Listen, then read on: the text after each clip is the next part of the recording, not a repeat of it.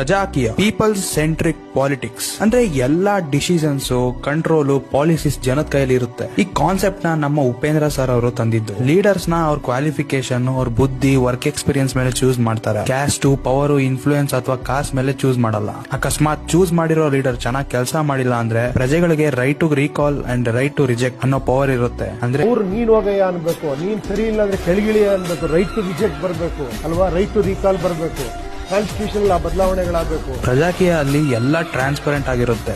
ಒಂದೊಂದು ರೂಪಾಯಿ ಕೂಡ ಎಲ್ಲೋಯ್ತು ಅಂತ ಲೆಕ್ಕ ಇರುತ್ತೆ. ನಾವು ಕಟ್ಟಿರೋ ಟ್ಯಾಕ್ಸ್ ನಮ್ಗೆ ವಾಪಸ್ ಅಭಿವೃದ್ಧಿ ಆಗಿ ಬರುತ್ತೆ. ಇದರಿಂದ ಭ್ರಷ್ಟಾಚಾರ, ವಂಚನೆ, ಸುಲಿಗೆ ಕಡಿಮೆ ಆಗುತ್ತೆ. ಥಿಯರಿಟಿಕಲಿ ಕೇಳಿಸ್ಕೊಳಕ್ ಸಖತ್ತಾಗಿದೆ, ಬಟ್ ಪ್ರಾಕ್ಟಿಕಲಿ ಯೋಚನೆ ಮಾಡಿದ್ರೆ ಎಷ್ಟೋ ಪ್ರಾಬ್ಲಮ್ಸ್ ಕಾಣಿಸುತ್ತೆ. ಫಸ್ಟ್ ಆಫ್ ಆಲ್, ಈ 10 kg ಅಕ್ಕಿ ಫ್ರೀ ಬಸ್ಗೆ ಕಣ್ಣು ಮುಚ್ಕೊಂಡು ಓಟ್ ಹಾಕೋರು ಇದನ್ನ ಸಪೋರ್ಟ್ ಮಾಡ್ತಾರ?